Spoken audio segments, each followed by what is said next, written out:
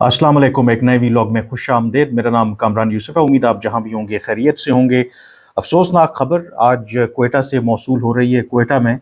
Railway station के ऊपर दहशतगर्दी का एक अफसोसनाक वाक़या पेश आया है, जिसके नतीजे में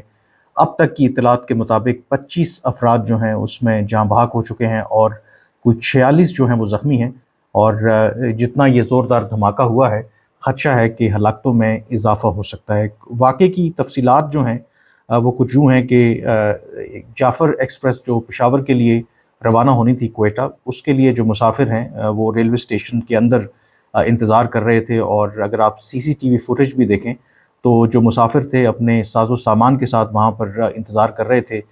जाफ़र एक्सप्रेस के आने का। और ऐन उस मौके के ऊपर ये हमला हुआ है, जिसके बारे में कहा जा रहा है कि ये एक ख़ुदकुश हमला था, जिसके नतीजे में कम अज़ कम अभी तक की जो इत्तलात हैं 25 अफराद हलाक हुए हैं और 46 जो हैं वो ज़ख्मी हुए हैं। पुलिस सर्जन डॉक्टर आयशा फैज़ ने मीडिया को बताया कि 25 अफराद की लाशें जो हैं वो सिविल अस्पताल लाई गई हैं और जाँ बहक होने वालों में हमलावर के अलावा एक खातून भी शामिल हैं। कोयटा के एसएसपी ऑपरेशंस मोहम्मद बलोच के मुताबिक हलाकतों में इजाफे का खदशा है। रेलवे स्टेशन पर सहाफ़ियों से बात करते हुए एसएसपी ऑपरेशन का कहना था कि आम अफराद के साथ साथ फ़ौजी भी इस स्टेशन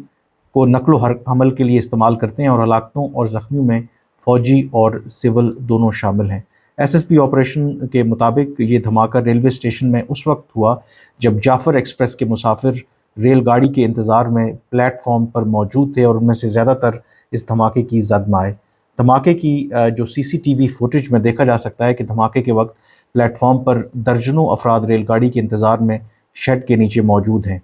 एसएसपी ऑपरेशन के मुताबिक धमाके के वक्त कम अज़ कम 150 से 200 अफराद जमा थे। मोहम्मद बलोच का कहना था कि ज़ख्मी होने वाले अफराद को सिविल हॉस्पिटल कोयटा के ट्रॉमा सेंटर में मुंतकिल किया गया, जबकि धमाके की नौइयत का तयन करने के लिए तहकीकात शुरू कर दी गई हैं।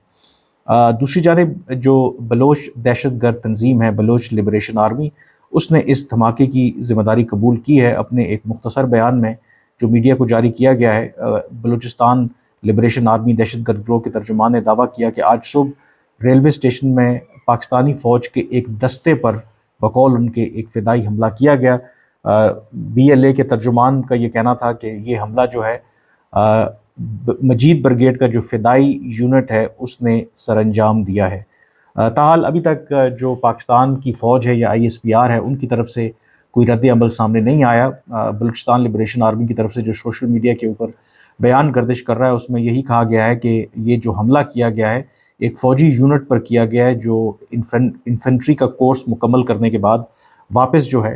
पेशावर जा रहे थे और ये हमला जो है वो खुदकुश हमला है और इसकी तफसीलात बाकी जो हैं वो बाद में जारी की जाएंगी। दूसरी तरफ वज़ीर-ए-आला बलूचिस्तान सरफराज बुगटी ने कोयटा रेलवे स्टेशन पर इस होने वाले हमले की मज़म्मत की और तहकीकात का हुक्म दिया है। वज़ीर-ए-आला बलूचिस्तान का कहना है कि ये वाक़या मासूम अफराद को निशाना बनाने का तसलसल है और दहशतगर्दी का हदफ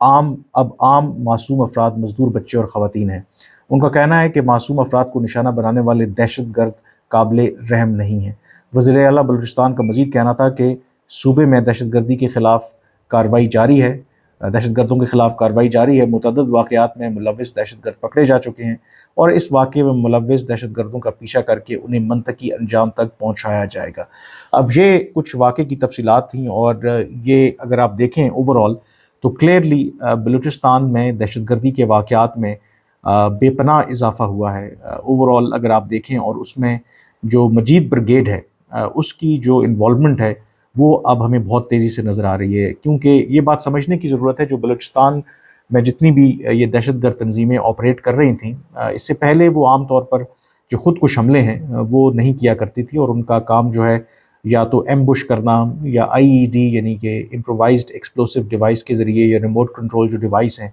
उनके ज़रिए हमला करके भाग जाना। लेकिन ये हमने तब्दीली देखी ख़ास करके आफ्टर 9/11 अटैक्स और फिर ये इत्तलात भी हैं कि आपस में جو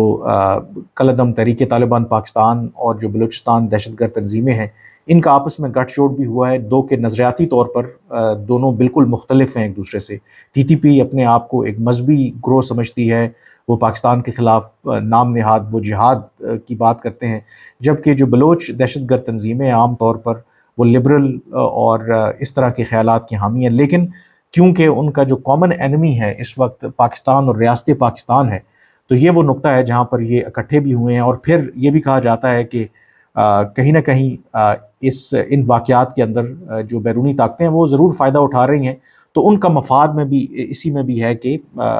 یہ جو دہشت گرد تنظیمیں ہیں جو پاکستان کے خلاف برسر پیکار ہیں، یہ اکٹھے ہو کے کارروائی کریں گی تو وہ زیادہ فائدہ ہوگا۔ اب جو میں نے کہا کہ بلوچستان لبریشن آرمی جو ہے یا باقی جو دہشت گرد تنظیمیں ہیں بلوچستان کے اندر، وہ پہلے خود کش حملوں کے اوپر ریلائی نہیں کرتی تھی، یہ ٹی ٹی پی اور اس سے جڑے جو دوسرے گروہ ہیں یہ کام کیا کرتے تھے، لیکن پھر ہم نے دیکھا کہ مجید بریگیڈ کے نام سے ایک اسکواڈ تشکیل دیا گیا غالباً 2011 میں، اور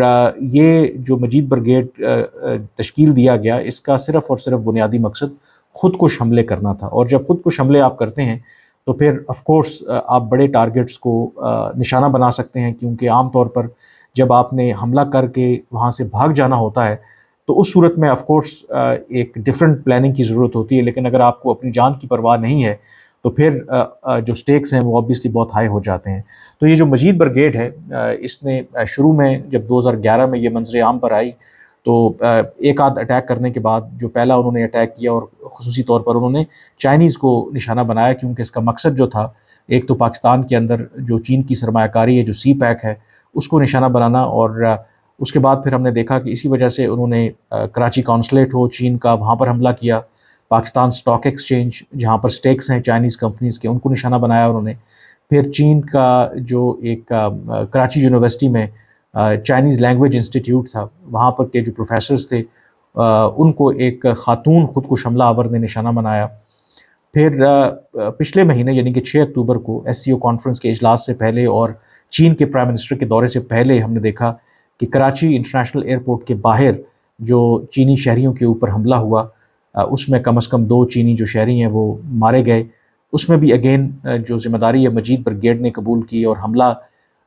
ایک بلوچ نوجوان نے کیا جو یونیورسٹی گریجویٹ تھا، پڑھا لکھا تھا، اور اس نے وہ کارروائی کی۔ اور اب یہ جو حملہ کیا گیا ہے کوئٹہ ریلوے اسٹیشن کے اوپر، اگین اس کی ذمہ داری جو ہے وہ مجید بریگیڈ نے قبول کی ہے۔ تو کلیئرلی یہ جو دہشت گرد تنظیمیں ہیں، نہ صرف دہشت گردی کے جو انٹینسٹی ہے اس میں اب اضافہ ہو رہا ہے پاکستان کے خلاف جو حملے ہیں، بلکہ زیادہ سوفسٹیکیشن بھی ان کے اندر آ گئی ہے، اور بظاہر تو کہ ابھی تک آئی ایس پی آر کی طرف سے جو سٹیٹمنٹ سامنے تو نہیں آیا، لیکن لگتا یہی ہے، ایون اگر آپ جو مناظر ہیں اوبیسلی میں یہاں پر شیئر نہیں کر سکتا، بہت دل ہلانے والے مناظر ہیں جو حملے کے بعد کے ہیں، تو اس میں دیکھا جا سکتا ہے کہ کچھ جو لگتا یہی ہے کہ اس میں جہاں بھاگ ہونے والوں میں کچھ فوجی جوان جو ہیں وہ بھی شامل ہیں، اور بظاہر جو نشانہ تھا وہی جو فوجی یونٹ کو ہی بنایا گیا ہے۔ اب اس میں دیکھنے والی یہ بات ہے کہ اگر واقعی یہ ایک فوجی یونٹ اس طرح سے موو کر رہی تھی تو ان کی سیکیورٹی کے لیے کیا انتظامات کیے گئے تھے، کیونکہ یہ بات تو of course it is an open secret کہ جو سیکیورٹی فورسز ہیں بلوچستان کے اندر وہ ہائی ویلیو ٹارگٹ ہیں، وہ دہشت گردوں کے نشانے پر ہیں، اور ایسے واقعات کو پریمپٹ کرنے کے لیے پھر سیکیورٹی بھی اس کے مطابق ہی ہوتی ہے۔ اب یہ جو واقعات اوپر تلے ہو رہے ہیں اوبیسلی اس میں پاکستان کے لیے آپ کہہ سکتے ہیں کہ بہت بڑا چیلنج ہے۔ چیلنج اس اعتبار سے ہے کہ ایک طرف تو جو سی پیک اور چین کی سرمایہ کاری کو نشانہ بنایا جا رہا ہے، اور دوسری طرف اوبیسلی پاکستان کو چین کی سرمایہ کاری کی ضرورت ہے، پاکستان کو ہر طرح کی سرمایہ کاری کی آف کورس ضرورت ہے، اور بلوچستان جو ہے وہ معدنی دولت سے مالا مال ہے۔ اس سے پہلے بھی میں نے ایک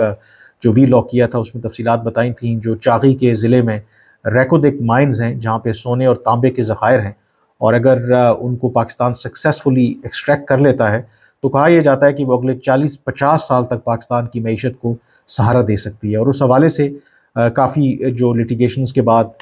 جو دوبارہ ایک معاہدہ پاکستان نے کیا تھا ریکودک کے حوالے سے بیرک گولڈ کمپنی کے ساتھ، تو اس کے بعد اس کی جو سونے اور تانبے کے ذخائر ہیں ان کو نکالنے کا جو کام ہے وہ شروع ہو چکا ہے۔ اس میں اب جو سعودی عرب ہے اس نے بھی دلچسپی کا اظہار کیا ہے، وہ بھی شیئر خریدنا چاہتا ہے جو پاکستان کے پاس اس وقت شیئر ہیں ریکو دیکھ کے، اور چین نے بھی اس خواہش کا اظہار کیا ہے کیونکہ ان کی بھی بڑی ایکسپرٹیز ہیں مائننگ کے حوالے سے۔ لیکن یہ تمام جو آئی تھنک معاملات ہیں وہ تبھی آگے بڑھ سکتے ہیں جب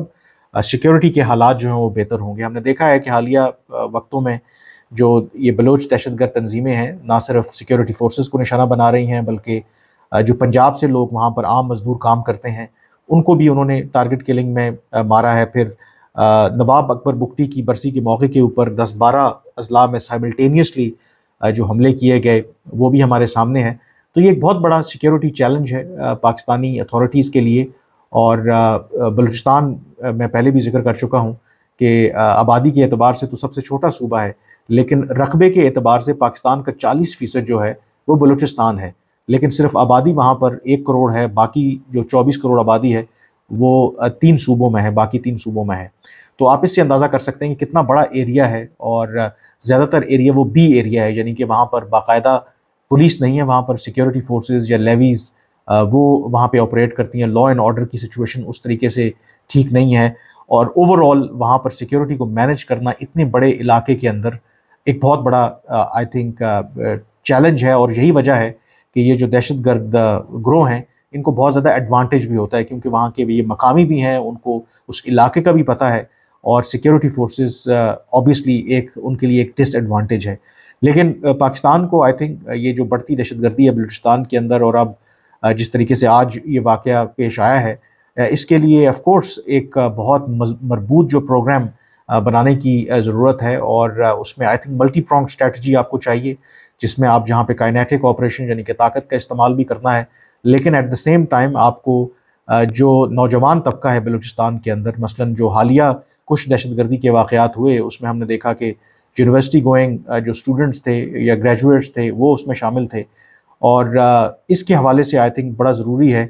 کہ یہ جو بیانیہ دہشت گردوں کا کہیں نہ کہیں سرایت کر رہا ہے اور نوجوانوں کو اپنے رستے سے ہٹا رہا ہے، اس کے لیے ریاست کو ایک کاؤنٹر جو نیریٹو ہے وہ دینا پڑے گا۔ اس کے لیے آئی تھنک ایک صبر آزما کام ہے، یہ نہیں ہے کہ اوور نائٹ چیزیں چینج ہوں گی، اس کے لیے ایک پورا پروسیس ہے جس کو ہمیں فالو کرنا پڑے گا۔ بہرحال اٹس اے سیریس چیلنج، اور ہمیں اب اسے دیکھنے کی ضرورت ہے۔ آج کے وی لاگ سے اتنا ہی، مجھے اب اجازت دیجیے، اللہ حافظ۔